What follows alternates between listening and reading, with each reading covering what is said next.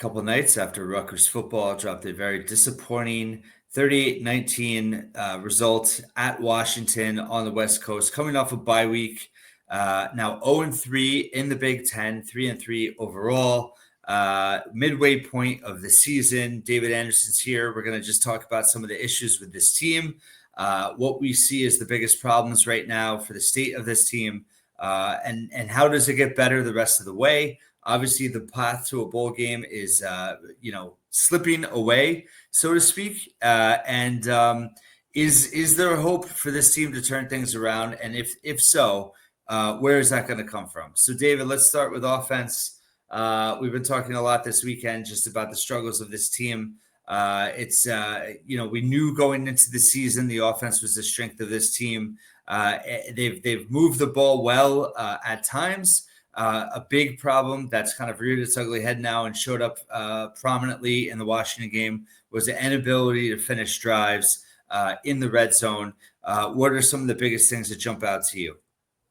Well, on the Night Report post-game show, we had a guest who was really highlighting Rutgers' struggles in the red zone. I think you had the stat of they're second to last in the Big Ten in converting. The stat is Rutgers is second to last in red zone scoring percentage in Big Ten play. So these are just conference games only. 3 Big Ten plays so far. They've only scored 9 touchdowns and 17 red zone trips. Their overall scoring percentage is, low 60s. A lot of teams in the Big Ten are much higher than that. And also, in the second half of games, in all 3 conference games, they've scored a total of 20 points, 1 touchdown each in the last 3 games in the losses to Iowa, Minnesota, and Washington. Just 1 touchdown in each of those second halves. And that speaks, I think, to defenses tightening up, adjustments, and Rutgers' inability to finish in the red zone, which you're seeing show up in the stats, second to last in Big Ten play, in efficiency in the red zone in Big Ten play. Right. And so the main thing people say is you have a 6'6" receiver and a 6'3" receiver. Why shouldn't it be easy to score in the red zone? My answer to that is it should be easier than they're making it look. But if you unwind why this is problematic, I think it starts with the offensive line. This offensive line, as we've been talking about since the offseason, this is a more passing geared offensive line. As they mentioned in the big BTN Roadshow, they're more athletic. And so in theory, they should be better in protection. I know they've been giving up more sacks than they probably should, but in general, they're more of a passing offensive line.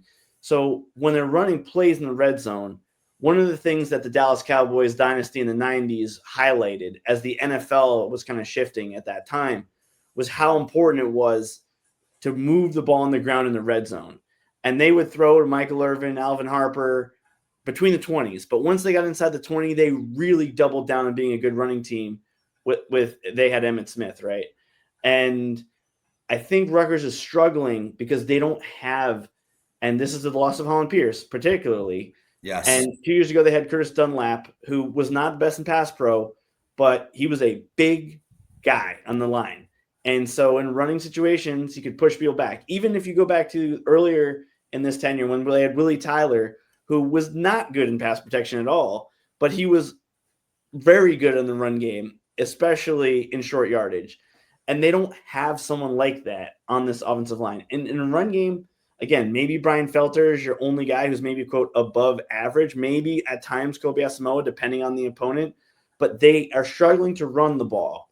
So because they're struggling to run the ball, defenses don't have to commit as many guys to the line of scrimmage. And as a result, there's just more bodies. And especially in the case of Washington, who had a lot of taller defensive backs, they're just occupying space, almost like think about a basketball 2-3 zone. Like those passing windows are tight. And we saw that Rutgers has been not particularly creative with their play calling, especially in the red zone. And I think that's because they're a little paranoid that Ethan might make a mistake. And we did see him throw a pretty bad interception. We just didn't even see Prysock, like the worst-handed DB in the conference, who the Washington guys pregame were like, is this guy ever going to get a pick? And even he was able to pick one off. So I think the coaching staff might be a little shy of letting Ethan throw in a lot of that traffic because maybe they or he a little bit lacks confidence. So it's kind of like chain reaction.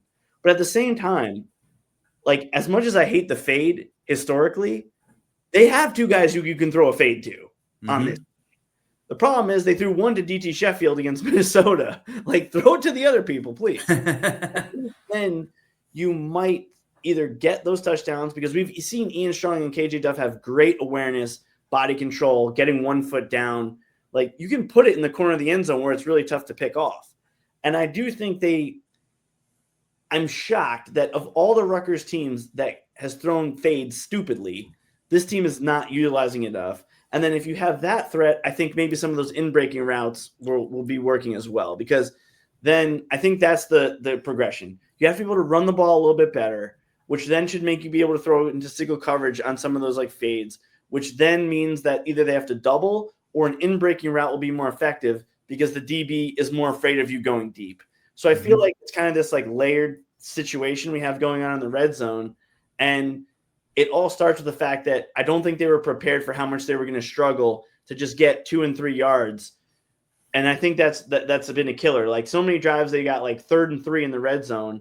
And you should just, in theory, just be able to run it for 3 yards because you have Antoine Raymond, and they've struggled to do that.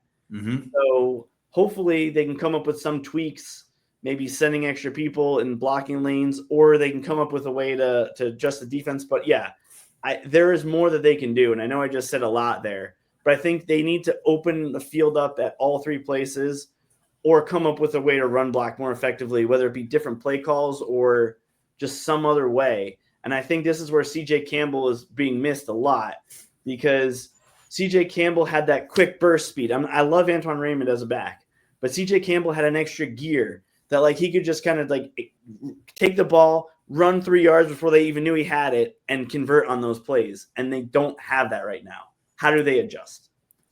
Yeah, so that was one of my 3 points that I wanted to counter with. Totally agree. And I think particularly this game, CJ Campbell, it was tailor-made for him just in terms of what his strengths are against that Washington defense. And just having that quick little pop, pass out of the backfield, I think they really, really miss him. I also think, and to your point about the offensive line, is spot on. But I also think you're missing a generational tackle breaker in Kyle Monangai that I think made up for a lot of, he created things out of nothing, right? And he was able to find holes that weren't there. And Raymond has been really good, but he's not Kyle Monangai in the sense of being able to, he's got 2 defenders on him 5 yards behind the line of scrimmage. The next thing you know, he's running 20 yards on the left side, down the field. So I think they lived off of that for 2 years. We knew that they did, but I think we all kind of hoped that wasn't as. I think it compounds the loss of Holland Pierce, and they were, I think, tied together as well in terms of both being able to have success. But I think losing both has really been a major loss. I think also we've talked about before, Monangai is a blocker with sacks and all that, because they are giving up more sacks. We talked about the fear of Cali Manis kind of getting a little bit, rushed or happy feet, so to speak, there. But then my other point is that, to your point about struggling in the red zone, we haven't seen them then adjust and try to take the red zone, full drives out of it and just throw the downfield more and create big plays. They're not going for the big plays the way I think we all kind of thought this offense was geared to. You obviously have the receivers to do it. There's been a lot said about Sheffield, about utilizing speed, even throwing down the middle with him, up the middle with him. You're not seeing him showcased, I think, kind of to the best suit of his skill set. And then, KJ Duff makes that tremendous catch for a touchdown early in the game, and they only target him 4 times. I mean, we talked about it before this, having gone back and watched all the film, I didn't feel like Washington was doing anything in particular to take him out of the game. And I get it. Every game is a little different. Not everybody's going to be as involved as they want in every game. They certainly, went to the well with Strong many times, as they should have. But it just feels like the identity or what they're trying to do through the pass game, it gets muddled. And they get conservative as the game goes on. The first 15 to 20 scripted plays have been very successful in all 3 Big Ten games. they've been very effective in the first quarter, their first 2-3 drives. And then the offense, predictably, it just kind of stalls out. And then in the second half, they have one productive drive, and that's it. And 8 trips inside the 30. They get 13 points in that game. But now you're seeing a trend. You're looking at the stats, and it's like they just when they get to the red zone, they can't score points. They've had some field goals blocked also, but not being able to score 75% of your trips touchdowns. They're not even close to that. They're barely over 50%. They're not going to win Big Ten games that way. And how does it change? I think they need to go for it more. Just in terms of the last point before I let you go is just like even on third downs, right? How many times have we seen them throw behind the line of scrimmage on third downs versus throwing up the middle or down the field? And it's just it just doesn't make sense to me that they're just, even when they go for it on 3rd and 4, right, and they're throwing the ball, they're throwing conservatively, and it just seems like. And I saw some comments. It's like they're playing not to lose, not playing to win. And I think we've worried about this throughout the Shiano tenure. We've worried about this with Shiraka, and I think we're kind of seeing it come to a head in these last 3 games and how they've handled things, particularly in the second half. Yeah, I mean, the other thing to mention about the red zone too, when we talk about, I don't think they realize that they're how much they missed Monungai in this regard. Yep. And also that their offensive line was better at run blocking. Maybe not as good at pass blocking, but better at run blocking. And then the key takeaway too is when you're in the red zone, after a 13-play drive that gets you there, and 10 of those plays being on the ground, you're yes, the field is squished, so it's easier for defenders to cover more space, but they're tired. They might not have their starters in because they need a rest by this point. And you're just can kind of just, go tush push at times and just like out will them, or just they're exhausted. And now sometimes they're getting to the red zone in 4 or 5 plays. The defense isn't as quote tired in a sense, or maybe they run sprints like they're out of breath, but they're not like physically beaten down from a 10 to 15 play drive, and I think that it's impossible to know how much of an impact that's really going to have, but I think it's starting to take place. To your point about the throwing downfield thing earlier, so you're not in the red zone as much. Yes, I think this kind of goes to the whole question about Ethan and Gavin, and I'm not trying to revisit that in its entirety, but the question was like, if you have Ethan at quarterback, will they still keep 8 guys in the box, or will they drop back and give you a lighter box and basically be like, we'll throw it underneath? And I think that last year at the beginning of the season, and even extending until late, teams were still playing Rutgers as a run first. We got to stop, overload the box. And Ethan had more opportunities to throw. So when he started opening it up against like UCLA, USC, even though those were losses, like they still had the benefit that there was more space deep. And even if you look at the earlier games against MAC teams, and I know they're not as good as Big Ten teams, but they knew they couldn't stop the run if they didn't bring more guys into the box. But Iowa showed you they're fine. Like they will dare you to run against a 7 or 6 man box at times because they're more confident in their defensive linemen. And that's been a real struggle. So how do you combat that? Well, to your point, you have to be more creative in your play calling, because you have to make the linebackers and the way they've been trying to quote creative is to run that triple option. And how many times have they run that play to Weber or Fletcher now where there's a defender right on him? Yeah. Whereas last year when they would run that, he'd have a 5-yard head start, and Kenny Fletcher's faster than every defensive lineman and most linebackers. Whereas now, like, how many times is he like deciding I'm going to throw it, and then he has no room? Fletcher has no room. So you have to just be willing to take risks. And what baffles the other Big Ten writers about it is they're like, if we had your guys, we would throw it downfield and be like, it's a jump ball. Yeah, but they're almost too comfortable in that we don't want to throw it to Ian Strong unless he's open. Because once in a while, there's been a contested ball. There was that one on the goal line that was a little over his head. He probably catches it 9 out of 10. And it kind of, I don't know if it was tipped or it was wobbly or whatever. But like then on the other drive, right after that, they go to Duff. They kind of throw a 50-50 ball almost into double coverage. He easily comes down with it at the 3, and then they don't end up scoring anyway. But like those type of plays, they're going to have to try it. There's no way you can beat Oregon, Penn State, or Ohio State without trying those plays. So, of course. So I mean, I understand why it's a difficult problem, but every other team in college football faces this problem. And they come up with either more creative ways or better ways, or if you're not going to do it, your execution has to be perfect on third. So the last thing I'll say before I turn it back to you is, so that leads us to the question about DT Sheffield. When one of the things defenses are giving up when they're dropping into cover 2 like that is there's nobody on DT Sheffield in the slot at all. So Washington was kind of shading a linebacker at times, or maybe they're worried that the corner who's on strong is going to just run right at him right away and kind of blindside him for a pick 6. I don't know what it is. But regardless, if you just take the snap and quickly throw it to him, he should be able to get 5-6 yards. And my biggest problem against Washington was Raymond, other than that touchdown, which was awesome, they weren't lowering their shoulder and plowing those guys back. We said in the pregame, like, get a running start and run these guys over. They don't want to tackle. And how many times was Rutgers trying to stutter step on a wet field and just kind of like falling down? Mm-hmm. It was happening to Strong. It was happening to Sheffield. It was happening to Raymond. And I feel like part of that's a mentality thing. If you know the play is hot read, Sheffield, just catch it and run forward as quickly as you can, there will be contact. So be it. Like, I think the mindset is that we're turning into too much of a finesse passing attack. You know?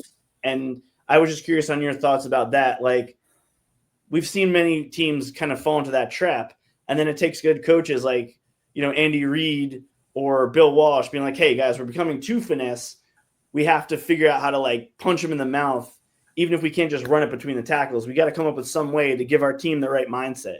And I know you agree with me pregame, but, like, any other thoughts on that? Yeah, well, the two things that are infuriating to me from that game are the first half that they did that and it worked. So the first one was when they got the pass interference call, right? Early in the game, they threw it downfield. They got the pass interference. And I honestly forget how the drive ended, but they moved forward quite a bit on that pass interference call. Didn't really try it again, right? And then at the end of the first half, they actually went for it. They threw 2 deep balls and they converted and they got all the way down the field, right? And I know it was a hurry up, but like they're proving to themselves they can do it, and then they just don't try it. And I felt like in that second half, like, you can't go on the road in Big Ten play and think you're going to win by anything less than scoring 35 points with this defense. So it's like, what are you trying to do? You're trying to control the clock with your pass offense, and you're trying to limit the opportunities of your opponents because your defense is not very good, right? I feel like that's kind of their mindset, and they're trying to play ball control with a pass offense, and they're getting too finesse, and they're not just going for it, and they're not just saying, we have the better athletes, we can stretch the field, and let's just go for it. And you know what? We might throw some picks, but at least they're 30, 40 yards down the field. And you know what? We might get a pass interference out of it, or, you know what? We're proving that we actually have receivers that can go get the ball and make a play on the ball. And it's not like Ethan is, you know, the best downfield passer in the world, but he's capable. He's shown he's capable at time, you know, and it also takes, it just, there's nothing to they just become so predictable through that finesse, like you said, that that knockout punch, right? They're used to just handing it off to Manungai and then getting that knockout. Right. Yeah, that's your knockout. He's dragging 8 defenders with him, and he's demoralizing the defense. And you were talking about it before, right? About they're getting down the field in 5 plays and they're not as tired. I also think from a mental standpoint, you know, they're not demoralizing defenses the way they did with Manungai. And the way to do that is you're converting 30-yard clips down the field, and the defense you're playing is like, we can't stop them through the air.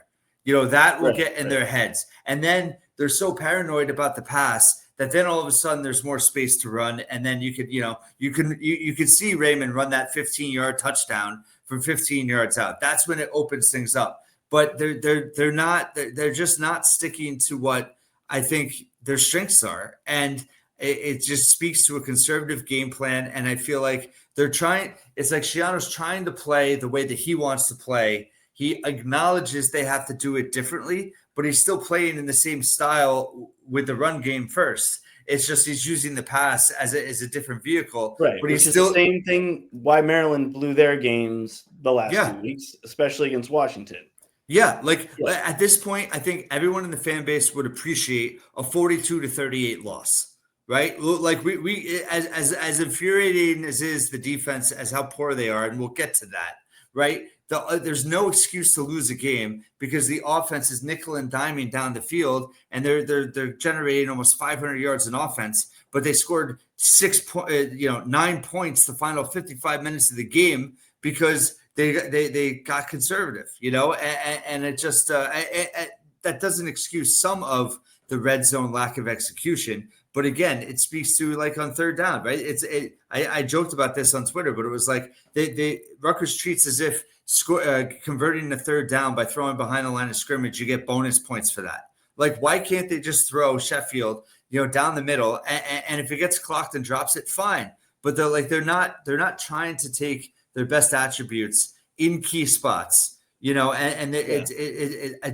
infuriating to me on how the offense is conducting themselves because, I saw a comment somewhere about, interim, like look at UCLA, right? Now they have interim coaches. It's like the talent was there. It's just they have a different perspective with the coaches that are there now. And you just have to wonder if they had a different perspective from the coaching booth and how to utilize the talent they have. How much of it is really a talent issue and how much it is just approach and strategy in using the talent that they have. Yeah, but that's where skill position players they're up there. Like they're one of the better teams in the Big Ten, without a doubt. And everyone will say that. I'm not the only one, right? I'm just not being a homer. You're saying non-Rutgers people that cover the Big Ten would say that. What? You're saying non-Rutgers people that cover the Big Ten. Look at Zach Guggenheim or the guys of Washington, the guys from Iowa, all of them that have come on these crossover shows have all said that. Yeah. And so, but on the line, I'm just not sure because we talked about this before. And I think this is kind of why they were kind of like almost hoping that Mashud Giwa would be able to kind of step in as a tackle because I said my concern in the offseason was I think they're kind of maxed out at these, like how good these mid 3-star recruits on the offensive line can get. They got super lucky that Holland Pierce is just a walk-on, but he had the physical tools. And so I think that they have to be able to just moving forward. Like I'm not saying take one of the like Gus Linskas out or something like that. Like I don't think that's the best option right now. But longer term, I think that they've acknowledged like they have to have bigger linemen with more physical upside playing. But that doesn't solve your problem this year. This year, I think their skill players are good enough that you should be able to get by without that. And there's plenty of other teams that do. So, and you know, that's I think that's longer term what they're going to have. Like I think they got real lucky with the 2020 recruiting class. So many of those guys panned out on both sides of the ball. And then they didn't necessarily hit on like the 21, 22s. And there's tons of injuries, I know, like, you know, Jacob Allen, Monegro, DeCroce, all of them are career ender. Like, I get that. But I just feel like these other teams have one or two offensive linemen who are just like monsters. Yeah. And Rutgers had that when they had Holland Pierce. And they're going to struggle. So they have to come up with creative ways to play with that under consideration. Mm-hmm. And to your point, it's basically a different flavor of the same conservative idea. They're just able to do it in a slightly different way, but it's having the same or worse results because you're not getting the benefit of like wearing a team in the ground. But I don't think you can just say, oh, let's just feed it to Anton Raymond 40 times. That's not going to work because I don't think they have the horses on the line to do that. So I know we talked a lot about offense. We didn't even talk as much about Ethan, but I think up until this game, I think it was pretty hard to criticize the offense because there were signs But Iowa's got a good defense. I mean, they basically shut out Wisconsin the other day, and Rutgers was moving the ball at will against them when they weren't holding. Yeah. And then the Minnesota game was like, not really sure how good Minnesota is. But this game was a game where I don't know how you score that few points when you should have been up 17-0 like 6 minutes into the game. Really, it felt to me, the game it reminded me of was the 2020 pandemic game against Michigan when Rutgers actually went up 17-0. Yeah. And then they lost. But they had it that they were down one score and they moved the ball and tied it up, got the 2-point conversion as time was expiring in regulation. And how many times have they come through on a drive like that in the Schiano 2.0 era? Like very few. And so I was hoping that if they could at least be up 17-0, that we knew Washington was going to score. But then the math in the second half becomes totally different in terms of maybe you can kick the field goal. And even then, I think maybe they should have when they were down 11. But when they went for it, or that maybe would have made it an 11-point game. But you put yourself in these situations and the math makes it so that you're in a bad spot. Whereas if they would have scored more earlier and kept their foot on the gas pedal, then they would have had a shot for that late game, similar to Iowa, sort of, or what happened against Minnesota. But I know I just said a lot of stuff there, but I know we're kind of just like, it's been a long couple weeks here.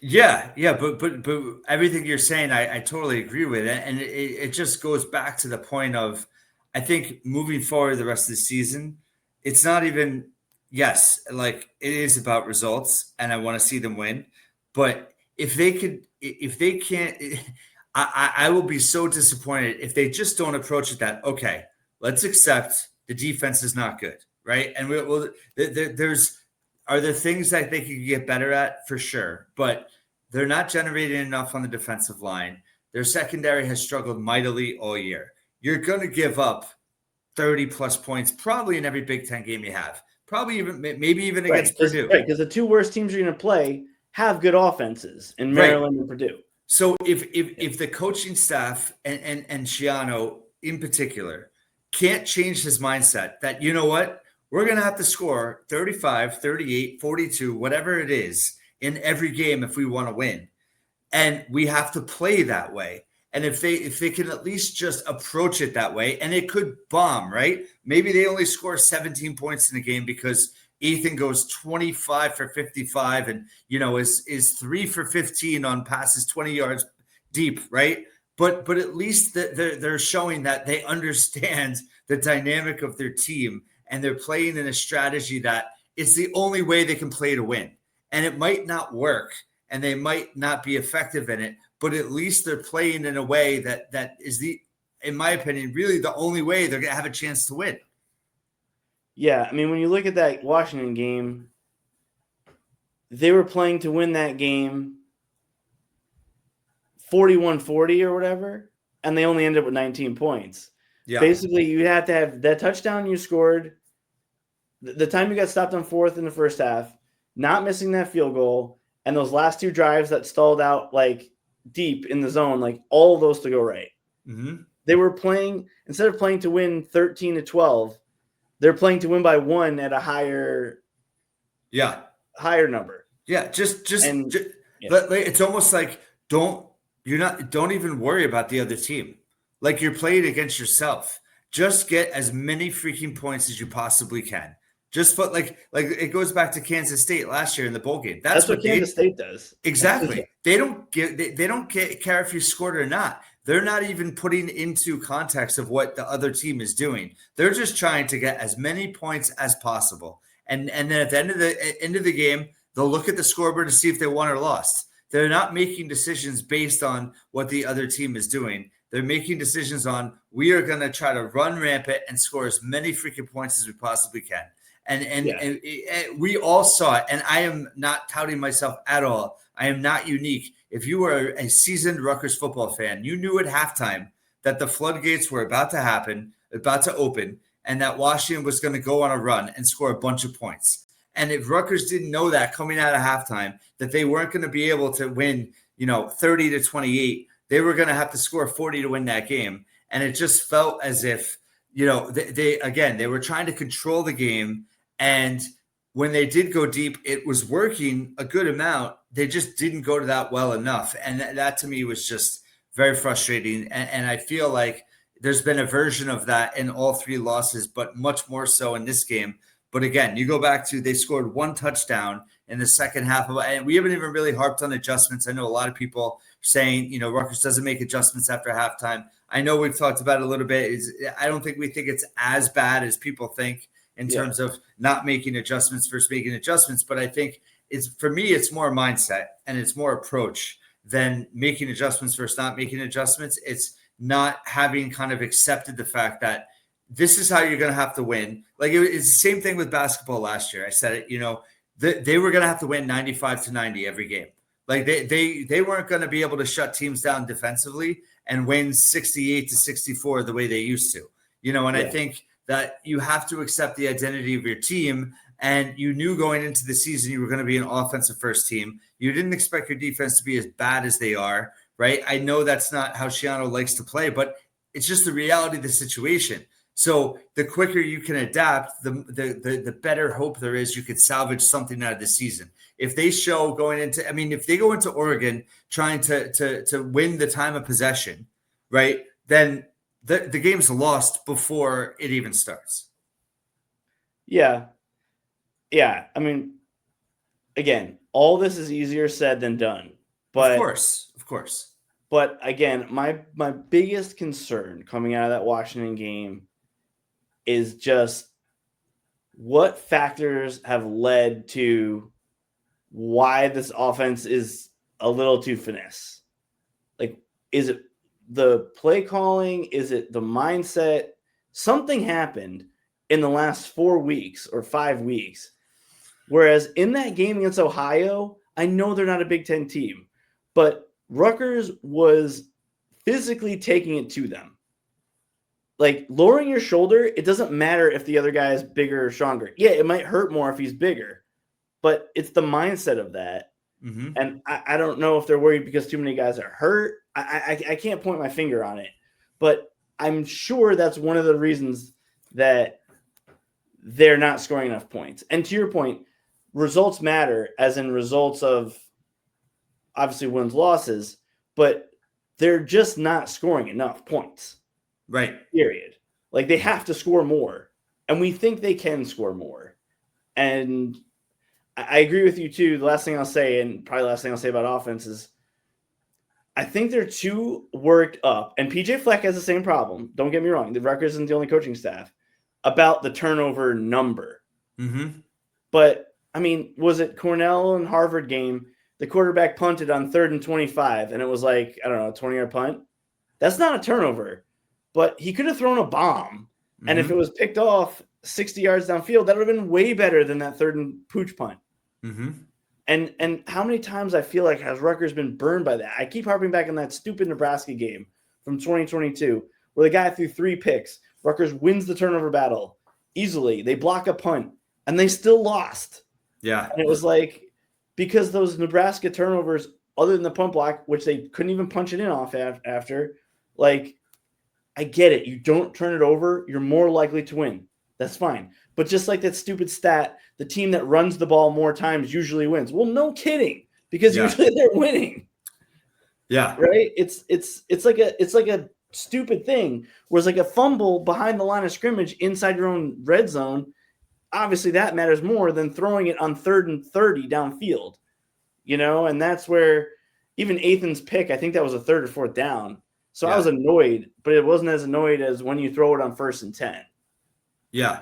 Well, it's a trend, right, that they basically make into a law, right? That they follow way too much. And it's like, are we going to be more upset if you throw a fade into the end zone to Duff or Strong on that 4th down and they miss it versus throwing it to Raymond, whose back is to the end zone, and the ball gets tipped at the line because they're throwing behind the line of scrimmage again, right? Yeah. It's just that. It's like, I don't know. It's just in terms of how they approach the situation and their willingness to just go for it. And again, on 3rd down, if they throwing behind the line of scrimmage versus they're throwing a bomb to Sheffield. Again, they're going to punt either way, right? So just give it a shot and see what happens. I'm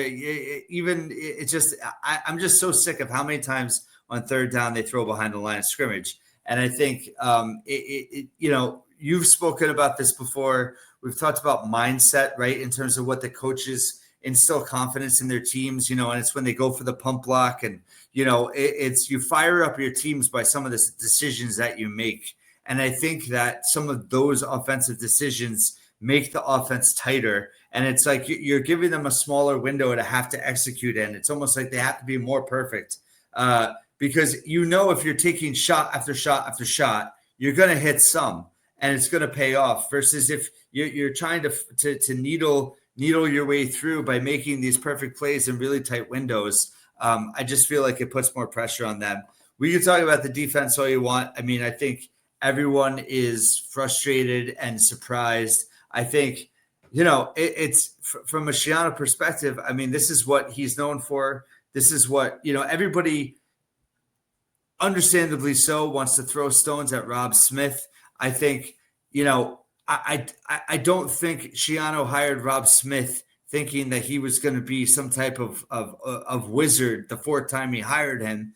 I think that, you've talked about his ability to kind of implement a first-year defense scheme, understanding how Schiano wants it. I just think that, there's some type of disconnect there in terms of the personnel they have, the schemes that they're running, and an inability to find a way to make it work. Yeah, I mean, I think that the safety play is just worse than anyone could have expected. Yes. And it's hard to fathom how this happened when you have, even with all this coaching turnover, how many defensive back coaches, like you had Rob Smith the first time, you had Harasimiak, who was a defensive back coach. You have all these guys coming in and they're really, really having a hard time. And you're kind of not really at the point now where you can go back to the 3 safeties versus 2 corners, which is what they've been running the last couple of years. I mean, it's midseason. You're not going to do that. But maybe we just didn't realize how much more pressure that's putting on to 2 safeties versus 3. I'm not sure because it doesn't, on the flip side, it doesn't feel like they're giving up as many plays against slot receivers, which historically has been a problem. So if you want to point to one possible bright spot, like they're not giving up those plays. Like that is actually the one thing that has worked from switching to this alignment. But I mean, I don't know how good Jacoby Henderson or Cam Miller really are, but we should be able as a data point to take what they did in other defenses and extrapolate that to some extent. Right. And the linebacker spot, today I was just thinking about I mean, they really missed Tyrene Powell. I don't think they realized how good of a player he was, or they did, but there's just no way to replace him kind of thing. Because when you look back, he made so many plays where he could engage a linebacker. Engage an offensive guard and blow him back or get a hand up or just he can do so much more for you. And the way he was able to cover at his size is like an anomaly. I mean, how many guys in the NFL, I know it's a different game, but how many tall linebackers like that have ever really even been good in the NFL? Ted Hendricks and Jack Lambert. I mean, very few. And I'm not saying Tyrene Powell. I mean, obviously he's a fringe, maybe NFL free agent practice squad type guy. I'm not saying he's that. But at the college level, he did things that you can't replace, almost like Monungai on offense. But I was proud at how they played in terms of effort. Yes. Especially Jabome. I have not been praising him. We've been saying it's a really NFL guy on this defense. Some people say Eric O'Neill. For a while, we might have said Jacoby Henderson. And I think we were probably not giving Jabome credit for as much as we probably should have because he's playing well. It's just that they need him to be a first-team All-Big Ten guy, which is kind of an unfair expectation for a guy who only got a scholarship at the last minute. I think Abram Wright, I don't know if he makes that tackle in the backfield on that one Damon Williams play when he kind of should have been stopped in the backfield and then ran for a touchdown on a 3rd and 6, I think it was. I don't know if a healthy Abram Wright, who has had the entire offseason, makes that tackle. I'm not sure. I just know that him and Eric O'Neill had a shot at tackling and they didn't. I think on the defensive line, like I think they've kind of figured out who they are a little bit better, but I don't have a better suggestion other than if you don't know where you're supposed to be, then you need to give that guy an assignment that's less difficult to execute. Mm-hmm. So the least difficult thing to execute is you just run at the QB. And I know that's like high school level, even 8th grade level football thinking, but watch that Kansas State game last year and tell me that's not what they did. Now, it hasn't been working for Kansas State this year. I know they were 2-4, I think, heading into this past week. And I don't know if they ended up winning that game, but clearly it might not work forever. But that, or you just got to go prevent, put your better tacklers in there. And even if that's Timmy Ward instead of Kaj Sanders, because when Kaj got hurt, Timmy came in. And I know he made that one play where he was out physicaled by a guy. But maybe you just got to take your lumps in that regard. I'm not really sure. I mean, are there any short-term things on this defense that you think may at least give them a better shot to win 2 more Big Ten games this season? Because if nothing changes, the over-under is probably 1 more win. Yeah. If I had to guess. Because you're really looking at 2 maybe equal toss-up games. The odds are saying you should win at least 1. I mean, we can't even guarantee it, but like, what would make you more confident than winning, say, 2 Big Ten games, if not more?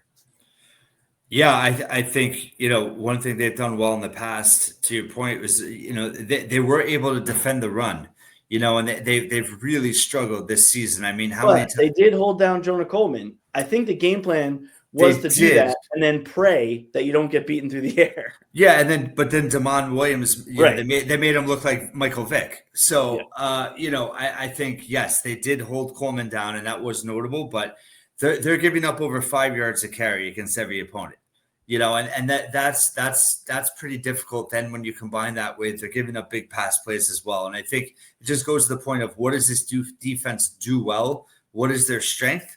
I can't name one. I don't know what they do well. I think the biggest thing, to your point, of what would give me hope is if they could somehow figure out how to take the ball away. They're not going to not give up 500 yards a game. They're not going to not give up 30-plus points a game, but can they get 2 takeaways a game to put the offense in a position to be able to get quick scores and to be able to get some momentum back? I think if they could just do that, can they I don't know.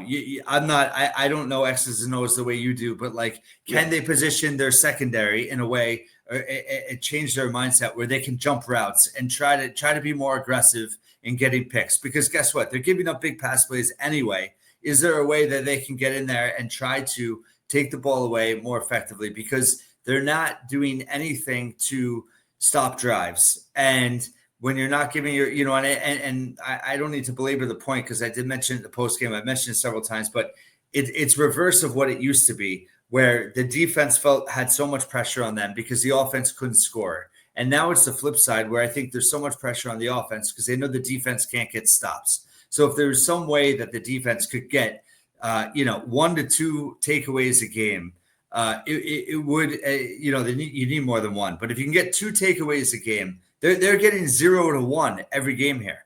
And I think, again, you can't expect miracles. They're going to give up a ton of yards. They're going to give up points. But can they have 2 or 3 notable, playmakers, plays made by individual performances or some kind of scheme that leads to a mistake? Like, what can they do to generate mistakes from the other team? Because they're not doing anything right now that's leading to those type of plays. Yeah, well, this was actually a question that one of you guys asked Harasimiak at my request in 22 or 23. It might have been 22.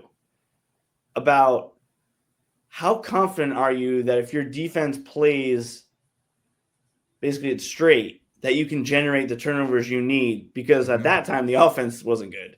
Yeah. And basically he said his answer was, we're just going to play it straight up, was basically what he said. Mm-hmm. And they didn't get a lot of turnovers in any of these years, right? And so true. I think the concern for me is that a lot of these teams are just willing to concede running up the middle. And like, but I think I don't know if Rutgers is defensive. I think that's not necessarily the right approach, because the one thing you can do is stop runs up the middle, as long as it's not a quarterback who kind of runs around and back to the middle, which is what Damon Williams is fast enough to do. They haven't been beaten between the tackles. They've been beaten on like stretch plays and things like that. So I kind of think you have to just lean into that. In terms of their secondary, I think you have to just play man coverage, try to jam, and hope, because you have to try to disrupt the timing of the routes. Yeah. And, that's where it's not necessarily even an exotic blitz, but put your linebacker on the edge, send him. Quarterback knows he has to throw the ball quickly and see what happens. I mean, that's more of like what I think you can try to do, because I don't know a better way to say this, but you mentioned that DB for Washington could have had 3 picks in the game, right? Takario Davis, yep. Rutgers has some ridiculously low number of passes defended, considering how many plays they face on a defense every game. They're not even getting tipped balls for the most part to even have a chance. In fact, they're not even getting pass interference penalties at times because they're not even close enough to the receiver. Yeah. And so that's why I think maybe you just got to play jam at the line, and then your safeties, who, again, have underperformed in a disappointing way when I think they're your 2 best athletes on your defense for their position. I think they might have to just guess, because when they're not guessing and they're showing up late to a play, they're not making tackles necessarily either. If you were to tell me that, okay, Kyle Sanders and Jet Elad, when the guy gets through, they have the speed and angles to take him down, I would say, all right, accept it. But that's not what's happening. That's what we thought was going to be. Like, worst case scenario, guy gets to the 3rd level, they've got the speed, they'll take him down. That is not what has been happening so far this year. And I feel bad, because, I mean, if anything, I thought that was going to be the strength of the defense, was the safety play. So I don't know. You either have to do that, and they have to take some gambles, and you have to be willing to concede a 60-yard touchdown at times for the risk of potentially getting a turnover. But if you're giving like 4 or 5 straight drives, they gave up a touchdown. If you're going to give a touchdown up anyway, and none of you come close to a turnover, then maybe you got to take some of those risks and just say, okay, put your best press corners up there, even if they're true freshmen, and go with that. I mean, I think ultimately that might be what this comes down to. You got to try to disrupt the routes, because that's what teams do to Rutgers. I mean, it's the only way to slow their receivers down, is you just try to disrupt the timing and then hope that Ethan's progression is off. Because what people don't realize is the quarterback is designed to read in a sequence, either up, high, low, or low to high, left to right, right to left, depending on the play. And so, like in the West Coast offense, it's all about timing. So if the quarterback turns here and this guy's not open, or he's not in where he's supposed to be, he moves on to his next read. So you might be able to avoid some of those completions just by messing up the timing. And hopefully, and I think they try, like with Salam. I see him try to jam, but he's so small, sometimes it's difficult for him, so maybe it's Masco or whatever, and he's not as fast, but you just take your lumps. I mean, that, or the other thing is you can kind of show that prevent type look, and then as soon as, like they did against Washington last year, basically say, we throw it underneath, and then like everyone comes like a crazy person, because that's what Miami of Ohio did to Rutgers. They just were like, every time a pass was completed, their safeties would come in 100 miles an hour, and they would miss a couple tackles, but sometimes it would work. And again, like, these are grasping at straws tactics, and I'm not using like pure X and O's language. Like if I was talking to Rob Smith, he would be like, you need to give me a more tangible way to talk about this. But philosophically, those are some tactics, and I don't know if they're going to work, but what they're doing is not working. And so, again, I think you've seen flashes, and I don't even know if Bradley Weaver played. Or maybe he was hurt like in this past game, but you got to try something like that.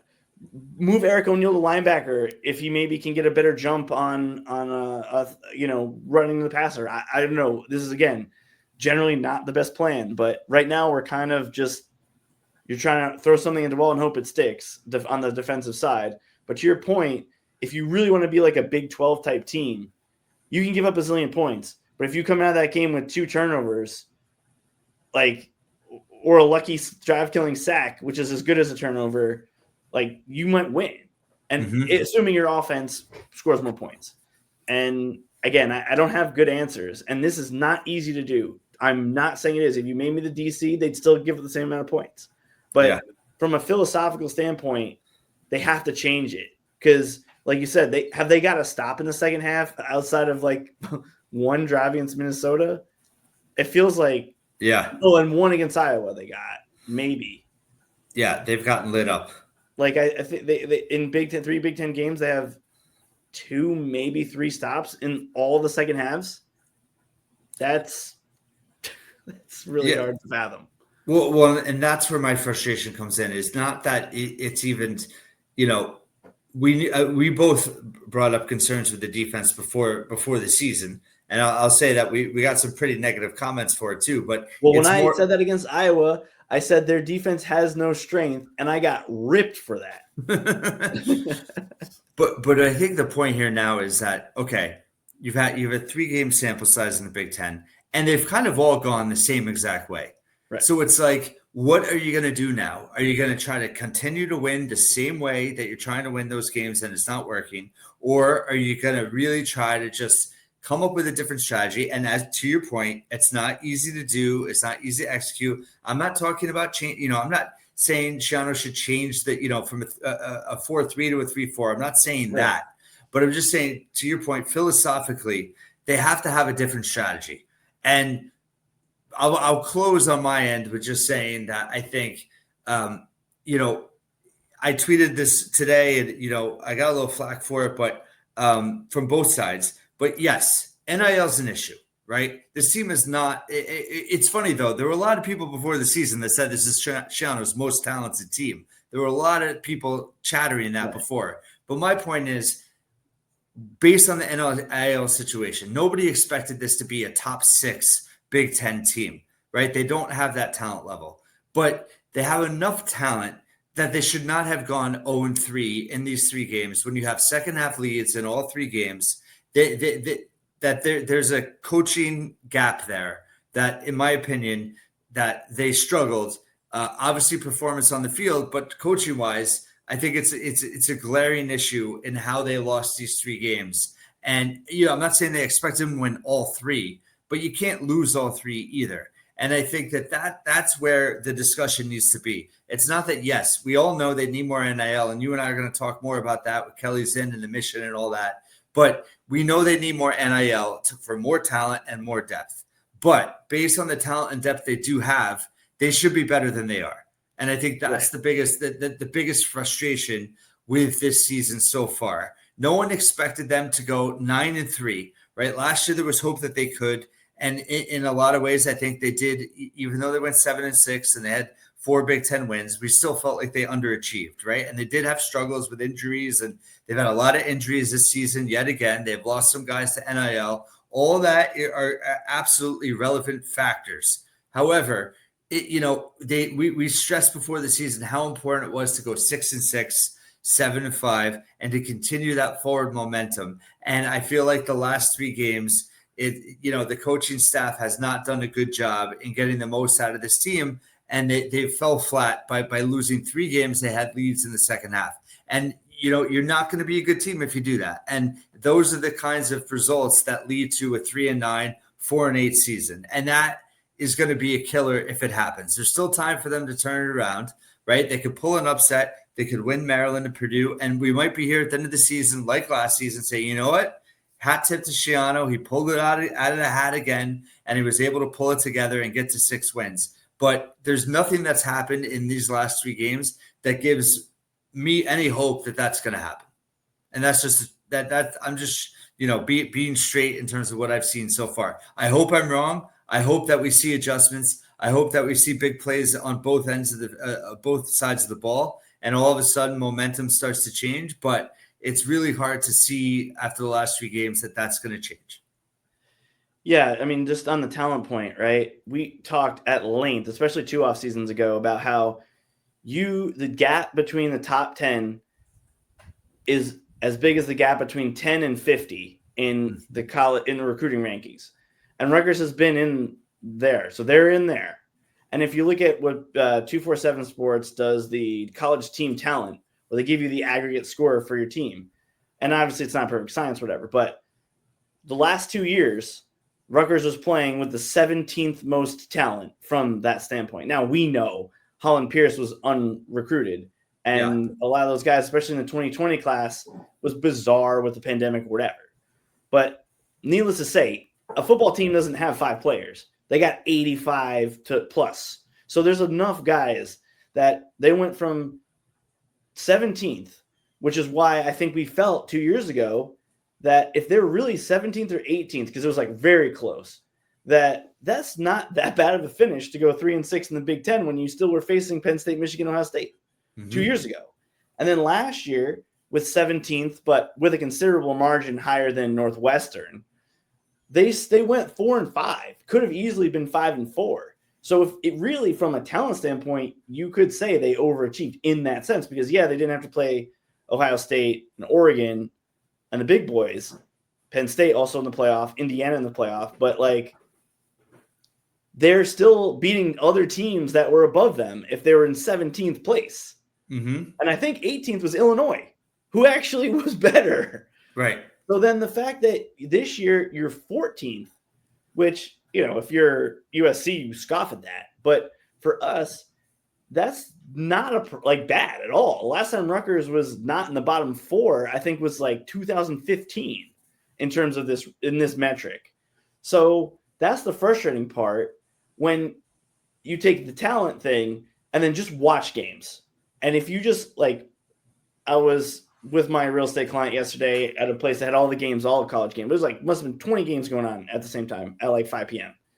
And you just watch these other teams and they're a group of 5 teams with better defenses that are not even close to the quote talent that Rutgers has, which is why, as I said on the coaching, I forget which episode this even was, but I'm like, you have all these linebackers, especially, and some safeties in these last 2-3 recruiting classes. They have to either be better than they are. They have to be better than they are. Why is it? Is it coaching? Is it why are you relying on an injured Abram Wright to play, who had no offseason? There's nobody else you have. There's only 2 linebackers that have to play, right? And so that's the frustrating thing is people talk about Timmy Heinspetter on UMass, who, having a miserable season. I kind of feel bad for Simiak. That's a complete cluster. But you can get a guy who's getting 15 tackles a game in group of 5. He was already on the team. And it wasn't and that's why it's so concerning to me because I just see these other teams and I'm like, I know these middling, maybe not middling, but these better group of 5 teams, or every ACC team somehow has better defense than Rutgers. How is this possible? It somehow either has to be we're completely wrong on the talent, which is poor coaching evaluation, or the scheme's bad for the players, or they're not learning. It's got, and any of those 3 things, the buck stops with the coaching staff. But again, I want to close on the note of I did not think they were going to win another game last year after the bye week. I thought I thought for sure they were going 4-8, and they completely exceeded my expectations. And it wasn't the first, nor will it be the last time in the Schiano era that happens. But hopefully they can just do something in these next couple of games to, even if you just win, at this point, fans might even settle for one more win. That's where this is at this point. So if you can get 2, I don't think necessarily it's kind of like the reverse of 2 years ago where they start out 6-2 and then everyone's disappointed they go 6-6. At this point, if you tell me you got 6 more games and 3 of them are against Penn State, Ohio State, and Oregon, if you can win 2 more games, that means you either won 2 of the 3 non-top 5 teams, or I guess Penn State's out of it now, but or you pulled an upset. I think any Rutgers fan would sign up for 5-7 right now.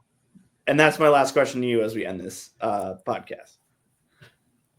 Yeah, I mean, yes, 5-7 certainly is better than 4-8 and 3-9. I But think not 100% of fans. There's still those who are optimists. I don't know. I don't know how many fans think they're going to still get to 6 wins. I'm sure there's a couple. But I think, to your point about where the talent level is. I mean, let's still remember though, to your point about depth. I mean, the last 2 or 3 classes they were in that 30 to 40 range, and yes, it takes time, but also, I mean, like evaluations can be wrong, right? And Kai Sanders is a guy that was highly sought after and unfortunately hasn't performed that great. But at the same time, there is no perfect science, but they certainly have improved the recruiting over time, at least statistically, Right. at least through the rankings, right? So did everybody misevaluate those players, or are they not progressing and developing at the collegiate level the way that analysts thought that they would? And one bone I do have to pick very briefly is that there is a very respected analyst out there who's essentially saying that, Schiano hasn't been evaluating talent as much because he's fundraising for NIL. And I just think, listen, I'd much rather hear that, what, they missed on guys that they thought were going to be good versus making excuses for, I mean, Schiano, we know the MO on Schiano, and that's not a criticism, right? All coaches are control freaks, but I just have a hard time believing that Schiano extends and pays student athletes to be on his team and him not feel comfortable on player evaluations on having them on the team. So it just seems like, there's starting to be this kind of messaging put out there that to me is a little bit, disheartening. But to your point about evaluations and rankings and all that, yes, there's no denying that Rutgers has to maximize. They have to get some diamonds in the rough, and there's going to be off years, I think, when you're relying so heavy on that. But again, there were more than a few people, including some analysts, that said before the season this was the most talented team that Schiano has had. So it's like, to come back now and say it's a talent issue, there's no talent on this team, I just think that's a bit disingenuous. I think they've had some bad luck. I think it's interesting to look at the last 2 years with how many injuries this team has had. Is that just bad luck? They changed the strength and conditioning coach in part because I think of last year, how many injuries they had. To your point about Abram Wright, we saw how badly the defense struggled last year when they didn't make personnel changes and they stuck with the same guys. This year, they've done the same thing. What's behind them? Can they do better with guys behind them? How much are they just kind of like the senior transfers they got? Is there second half of the season, are they going to flip the switch? Or are they going to finally bail out on them and give younger guys a chance and start building towards next year? That's going to be interesting to watch. But yeah, sure. I mean, yes, if they beat Maryland and Purdue, there is a certain level of like respectability and they only dropped so much, right? If you lose out and you go 3-9, it's a disaster. And that's what I fear just for the future, and that is so much harder to overcome. So yes, going back to what you said, they absolutely need to beat Maryland and Purdue because I think it will savage the season some. It will keep, a lot of fans not happy, but at least like, not on the brink of thinking things are, falling apart. And I think perception matters. And I think for this team, what I'm worried about is Oregon coming in, demoralizing your team. Oregon's going to be, looking for blood now after losing to Indiana. And then you go into a very winnable game on the road at Purdue. But what is the mindset of your team going into that game? So I think that how they approach this Oregon game very much matters. I think there could be kind of a reciprocal effect in terms of how it impacts going out to Purdue. Yeah, I mean, just to say, to your point, that's the Washington game and Oregon, even though we know they really probably had to play a really good game to beat Washington, and they have to play an almost perfect game to beat Oregon. Yes. But in that locker room, they think they can win every game. So it's going to be two gut punches to them.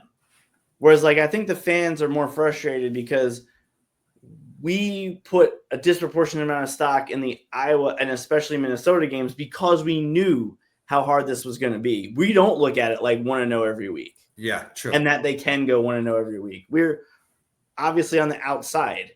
So, I mean, that's That's the biggest. Yeah, we talked about before the season. I think you were probably the best and most articulate in terms of saying like 3-9 is a colossal failure. 4-8 is a pretty big failure. 5-7 wouldn't be a passing grade, but under certain circumstances, it's still maybe, or maybe it's a passing grade as like a C-, but it's still something. But worse than 5-7, like you said, is like, dude, like that's bad. I mean, compare this team to the 2022 team that won one Big Ten game. This offense is so much better than that offense or that defense from that team. Mm-hmm. And that's the hard part. And that's why every day that goes by, I feel worse about that Minnesota game because they didn't even play their best. But you move the ball when you needed to. You're in a position to tie or win the game. Minnesota doesn't think they can stop you, and you fall short. And now you're just in this tailspin that, again, they got out of it last year. But catching that lightning in a bottle against a schedule this tough is going to be very difficult. Yeah, and in fairness, I think you and I pretty much had all the same picks. I mean, I picked them to lose all 3 games before the season. I did. Right? I had picked them to win against Maryland, Illinois, and Purdue. We picked exactly the same. And your prediction last year was almost perfect. So I'm hoping that lightning you can catch in the bottle twice. Yeah, I mean, I picked them 4-4 to start last season. That's what happened, and then I picked them to win out the last 4 games. And other than the Illinois game, it would have happened. Right. You know, I picked them to be 3-3 at this point. But I think what's disheartening is the fact that they legitimately had chances to win all 3 of these games, and it was a lack of execution and I think a lack of strategy that cost them these games. And the fact that they were all right there for them and they lose all 3. Again, if they win one of those 3 games and we're sitting at 4-2, we're not really in that bad a shape. Yeah, because we're going to beat Purdue and Maryland. There's not a lot of margin for error, but those are very winnable games. You're on track. You're going to get your 6 wins. But the fact that you lose all 3 in the fashion in which you did, and nobody expect as much as we thought the defense was going to struggle, we didn't expect them to be this bad. And everyone expected the offense, I think, to be better than they've performed. They've shown a lot of signs, but the execution just hasn't been there where it needs to be. So I think now we're at that midway point. You know, you have Oregon coming in. I think it's just, can they recover 2 years in a row? They don't have that same bye week. They don't have that same cushion in scheduling in November that they had last year. And I think that's the big concern because you don't have a full season to figure it out. You have 10 games. And I don't care that Penn State is in shambles right now and Franklin got fired. To your point, they're still a top 10 team talent-wise. And and as much as Penn State doesn't want to admit it, they get up for Rutgers. They do. I don't believe they don't. They always do because physically they just ragdoll Rutgers every year. And I think it's because they get up for the game. So, yes, this is as vulnerable as they're ever going to be going into Piscataway that last game of the season and maybe half the players in the transfer portal. You know, Rutgers could win that game, no doubt. But at the same time, you know, I just don't have confidence at this point. And I hope I'm wrong. And I hope they have a turnaround like last season. We'll see. I know we've rambled a lot. This is extremely long, but, you know, we're going to put it out there. And, you know, for those that gripe that we put long podcasts out there, first of all, there's a lot of longer podcasts out there in the podcast world. Also, the Rutgers world, you know, we're here to give content. And for those of you that enjoy it, thank you. And for those that don't, no worries at all. And any last thoughts from you? It's something that has been talked about a lot, but if they could just have pulled an upset ever in the last 15 years against a top team, the optimism and vibes would be so much different because we'd feel like, well, at least we could have that moment this year. Yeah. And especially like, obviously that UCLA Penn State one. Yeah. Penn State sounds good as we thought. Maybe UCLA is better than we thought. That is not aging as like an all-time crazy college football moment like it felt at the time. But it just feels like they're so far away from being able to do a Vanderbilt over Alabama last year. Yeah. And again, that didn't age as well either because Vanderbilt was better than we thought. Alabama's not as good, blah, blah, blah, whatever. Who cares? The point being, to us, that would be like the greatest thing that happened in our fandom outside of like 2006.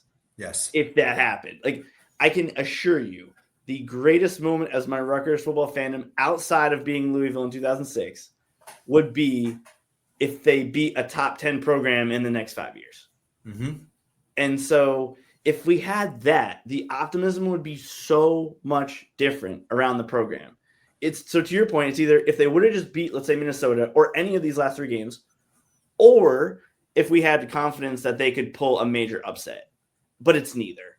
And that's the sticking point that is the true reality, unfortunately, that Shiano has to deal with every week that goes by, and that doesn't happen. And again,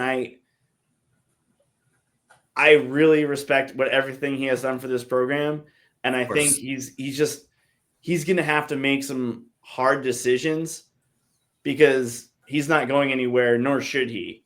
But something's going to have to change, and I mean, we're not going to feel that way if they either upset anybody or they just win the 2 games they're supposed to win the rest of the year. Either one. I think fans just want either one of those things. And that's the last thing I'll say because, again, we've been going for so long. Yeah, no, absolutely. The idea that he should be fired is ridiculous. It's also not realistic from a financial standpoint, which we'll get into in another episode. But no, he's certainly earned the right to try to figure it out, and he has elevated the program in a way that no one else has in the history of modern history of the program. So there's something to be said there. I think it's just the changing dynamics of college football and what we're seeing. And again, I just think momentum is so important in the new college game with NIL and all that. And once you lose momentum on the recruiting trail, it's really hard to get back. And that's why they have to avoid a disaster season. They have to get to 5-7 at a minimum. I still think that Illinois game is winnable. I think that's the encouraging part here is, offensively, I don't think they're that far away. Defensively, I think they are far away, but I think there's a way that the coaching staff can make it work. They just haven't figured it out yet. Can they in the second half of the season? We'll see. Thanks so much for listening and watching once again here at the Scarlet Faithful podcast. And we'll be back later this week as well to preview Oregon on homecoming. Thanks so much. Go Knights.